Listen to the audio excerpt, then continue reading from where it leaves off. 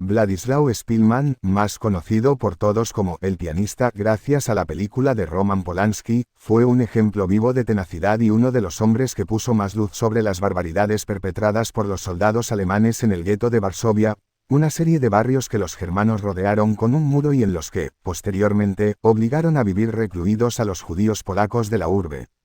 Su historia, sin embargo, está nuevamente de actualidad después de que, a principios de agosto, sus descendientes demandaran a una escritora por afirmar que el músico, quien logró sobrevivir 5 años en la región a pesar de que el ejército nazi le buscaba, había colaborado con los hombres de Adolf Hitler. Una apelación que han ganado y por la que recibirán el perdón oficial de la autora. Los primeros años de vida de Władysław Szpilman no son demasiado destacados en la historia. De él se sabe que nació en 1911 en Polonia y que, ya en su infancia, demostró tener un talento innato para el piano.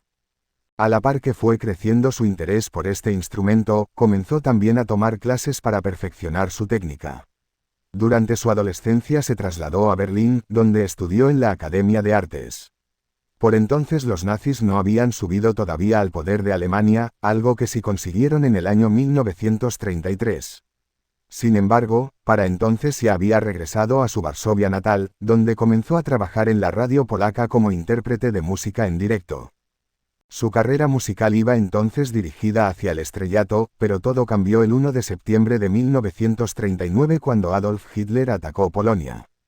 A partir de entonces el país se detuvo, y su camino hacia la popularidad también.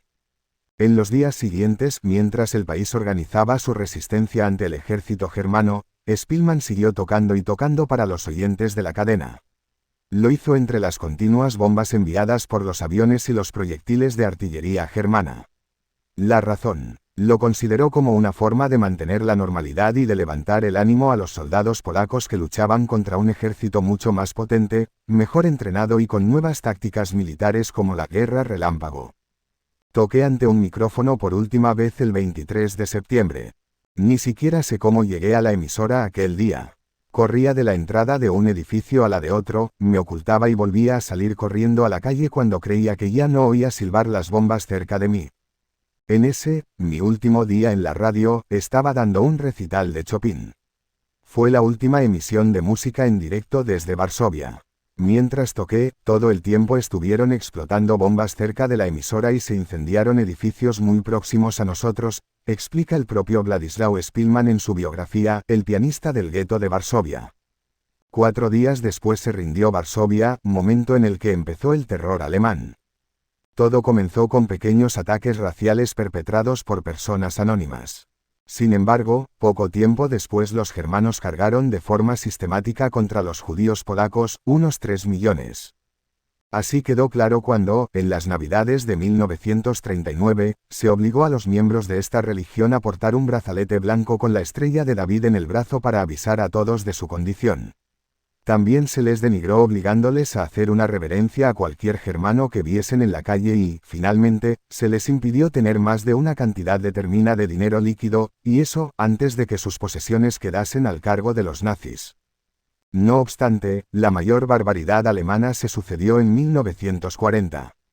Un año después de la invasión, el 12 de octubre de 1940, los nazis anunciaron la creación de un gueto, a donde debían trasladarse obligatoriamente todos los judíos de la ciudad. Una vez completada la mudanza, el 16 de noviembre, comenzó a levantarse un muro de unos 3 metros que selló por completo el perímetro de la zona. El tamaño del gueto era de unas 405 hectáreas, unas 3 veces el parque madrileño del Retiro. En su momento álgido llegó a albergar a una población de 445.000 judíos, explica la Red de Bibliotecas de Madrid en su dossier Levántate y lucha. 70 años del levantamiento del gueto de Varsovia. El hacimiento provocó todo tipo de epidemias, entre ellas, una de tifus. Así recuerda en su obra Szpilman aquellos días, la mortalidad por tifus era de 5.000 personas al mes. En el gueto no había forma de enterrar a quienes morían de tifus con rapidez suficiente para ir al mismo ritmo que la mortalidad. Para desgracia humana, aquello no fue nada en comparación con las barbaridades que los alemanes perpetraron allí meses después. Entre las mismas, hacer cacerías étnicas a discreción, en las que entraban en un edificio y no salían hasta que consideraban que habían acabado con todos los insurrectos, o transportar a los judíos en trenes hasta los campos de exterminio cercanos para acabar con su vida de forma sistematizada. Tampoco eran pocas las palizas que los agentes de la policía alemana daban a todos aquellos que trataban de introducir comida de contrabando en el gueto. A pesar de todo, los primeros meses los judíos pudieron vivir de forma relativamente tranquila. Al menos, aquellos que respetaron el toque de queda impuesto y no les importó perder sus ahorros en favor de los germanos. Spielmann y su familia fueron de los que lograron a pesar de todo adaptarse. Un ejemplo es que nuestro protagonista logró conseguir trabajo como músico en diferentes bares del gueto. El último en el que estuvo fue el SZ Tuca. En él pasó varios meses. 4 meses después me trasladé a otro café, el SZ Tuca, Arte, en la calle Lesno. Era el mayor café del gueto y tenía aspiraciones artísticas. En su sala de conciertos se ofrecían a menudo actuaciones musicales. Me presenté tocando dúos de piano con Andrei Golfeder y tuve mucho éxito con mi versión del Vals Casanova de Ludomir Rosicky, con letra de Władysław S.Z. Leniel. Junto a la sala de conciertos había un bar donde quienes preferían la comida y la bebida a las artes podían tomar excelentes vinos y deliciosas coteletes de volaille o boeuf stroganov. Tanto la sala de conciertos como el bar estaban casi siempre llenos, por lo que yo me defendía bien en esa época y podía satisfacer las necesidades de los 6 miembros de mi familia, aunque no sin ciertas dificultades, explica el propio pianista.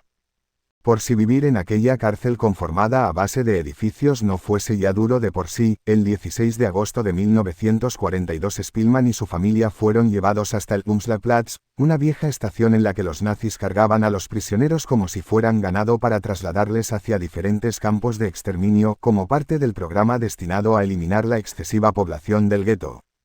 Oficialmente iban a ser enviados a un nuevo campo de concentración, los alemanes llamaron a esa misión reubicación, pero todos los presentes sospechaban que la verdadera misión de aquellos trenes era llevarles hacia una muerte segura en las cámaras de gas. Al menos, así lo consideró un viejo amigo de la familia que, en aquellas horas aciagas, se acercó al padre de nuestro protagonista para mantener una acalorada conversación con él. Tensa porque el primero consideraba que los judíos del gueto debían haberse levantado en los meses anteriores contra el invasor germano, mientras que el segundo creía que lo mejor era esperar la magnanimidad de los soldados de Adolf Hitler. ¿Cómo puedes estar tan seguro de que nos envían a la muerte? Bueno, claro que no lo sé de cierto. ¿Cómo voy a saberlo? Nos lo iban a decir. Pero puedes estar seguro al 90% de que piensan aniquilarnos. Mira, no somos héroes. Somos gente normal y corriente, y por eso preferimos arriesgarnos y confiar en ese 10% de posibilidades de vivir. A las 6 de la tarde de ese día, un grupo de alemanes llegó al Umschlagplatz y seleccionó de entre todos los reos a los hombres más fuertes para que les acompañaran. Fueron los afortunados del día. Jóvenes que evitaron la muerte por su utilidad como mano de obra esclava. Luego le tocó el turno al resto de prisioneros. A los niños, a las mujeres, a los ancianos y a los hombres que no habían considerado suficientemente recios los enviaron a los vagones del tren. El pianista entró junto a todos sus seres queridos en uno de ellos. Todo parecía perdido cuando alguien le asió desde fuera. Una mano me agarró por el cuello y tiró de mí hacia atrás, fuera del cordón de policía, explica en su obra autobiográfica. Desesperado, Spielmann quiso volver a entrar en el vagón, pero un soldado se lo impidió. Las palabras que le dijo quedarían grabadas a fuego en su mente: ¿qué demonios estás haciendo? Vete, sálvate. El polaco sospechó entonces que jamás volvería a ver a su familia. Y, para su desgracia, así fue. Después de aquella revelación le quedaba saber quién le había salvado. En principio pensó que su arte era lo suficientemente importante como para que alguien hubiese considerado que no debía morir en una ducha de gas. Pero nada más lejos de la realidad. Su salvador fue un familiar lejano que se fijó en él mientras embarcaban y que se había enrolado en la policía local leal a los alemanes. Un pariente que siempre le había resultado indiferente hasta que aquel día. Horas después, y bajo el auspicio de su nuevo héroe, consiguió un trabajo derruyendo los muros del gueto. Y es que, con el paso de los años y las continuas limpiezas raciales, los germanos fueron reduciendo mes a mes la extensión de aquella prisión. Mientras trabajaba dentro y fuera del gueto para lograr sobrevivir una jornada más, nuestro protagonista tuvo un golpe de suerte que, aunque no le garantizó la supervivencia, si le ofreció cierta seguridad de no fallecer por la bala de algún oficial ansioso de acabar con el aburrimiento. Spillman recibió un tarjetón con un número que solo se entregó a aquellos funcionarios judíos lo suficientemente importantes como para ser indispensables en la administración. A quienes iban a quedarse en el gueto les entregaban números estampados en trozos de papel. El consejo tenía derecho a conservar a 5.000 de sus funcionarios. A mí no me dieron número el primer día. A la mañana siguiente conseguí un número, añade el pianista en su obra.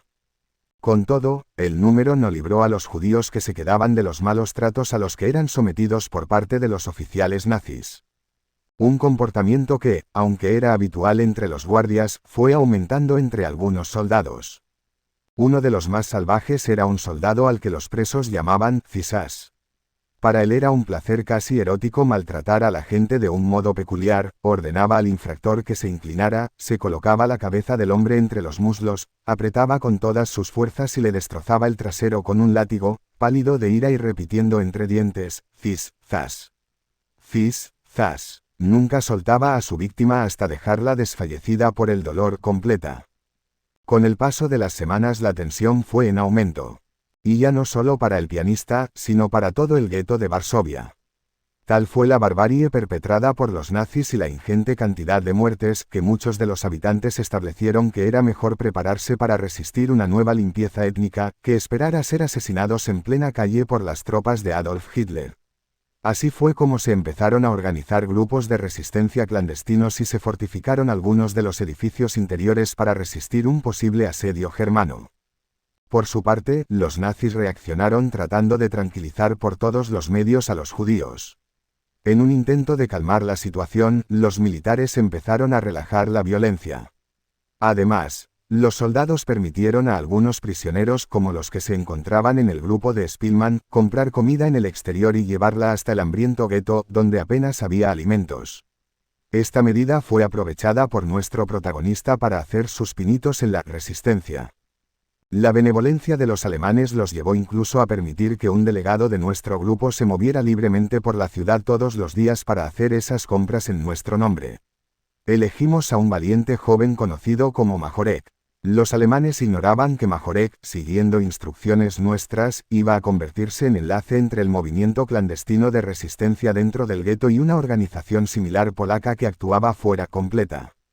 Así fue como Spillman se convirtió en un soldado que luchaba contra el nazismo de forma oculta. El sistema era sumamente sencillo, pero no por ello menos efectivo. Majorek se hacía con multitud de munición y explosivos en el interior. Tras conseguirlos, introducía todo este cargamento en el gueto escondido en bolsas de patatas. Posteriormente, nuestro protagonista y otros tantos recogían los sacos y, finalmente, los repartían entre los diferentes grupos de resistencia que había en los diferentes edificios. Una tarea sencilla, pero que podía acarrearles la muerte en el caso de ser descubiertos por los germanos.